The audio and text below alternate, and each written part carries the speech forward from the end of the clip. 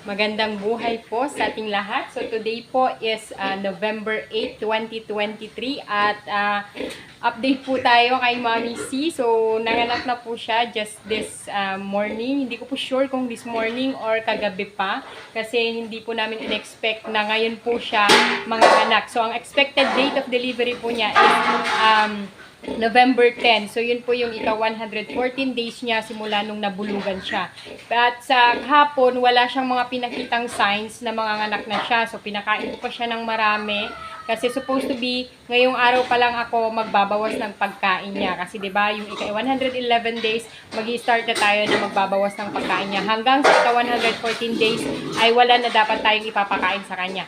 Kaya kahapon, marami pa yung pinapakain ko. Yung usual na pinapakain ko sa kanya ang pinakain natin.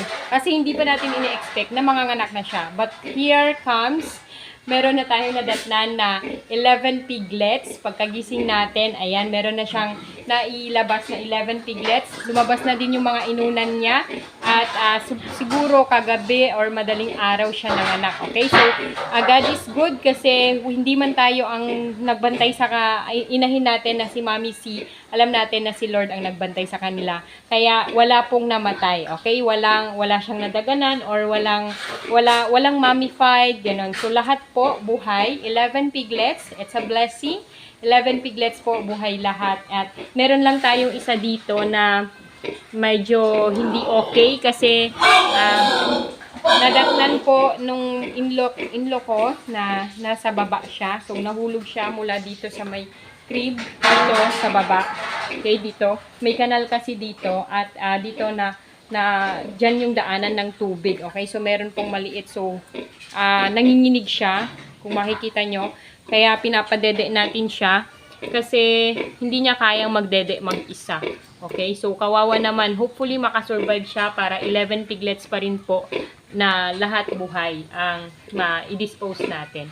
Okay, so ayan, November 8 po nanganak ang ating inahing si Mommy C. So ito po yung ito na yung ikatlong beses niyang manganak this year.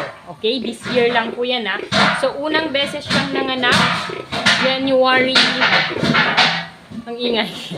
Unang beses niya pong nanganak is January 13, 2023. Okay, so pangalawa po ay nung June 12. Tapos ngayon po yung ikatlong beses niyang panganganak November 8. So kita nyo naman, 'di ba? So itong inahin po na to, supposed to be siya yung ano natin, siya yung una nating ibebenta na inahin kasi kita natin noon, akala natin hindi siya magiging okay na inahin, pero siya pa yung talagang nag-produce ng maraming piglets ngayon. So unang panganganak po niya 11 piglets. Pangalawa ay 8 I should say. So hindi, nagdedede lang siya. So unang panganganak po niya 8. Asan ba kasi?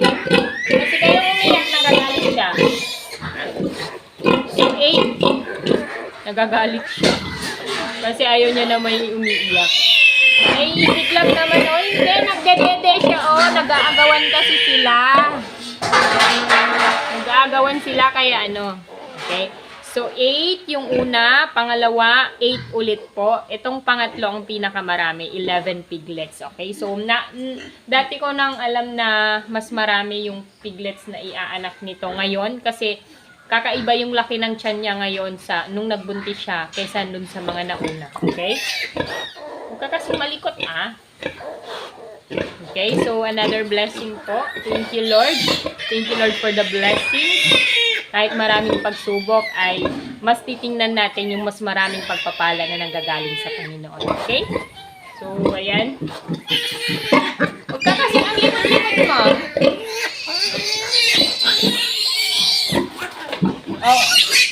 Mas lalong madadaganan siya. Mas lalong madadaganan. Nagagalit siya kapag may mga umiiyak. Okay, so yun lamang po ang update natin for this video. Maraming salamat po at pagpalain po tayong lahat. God bless po!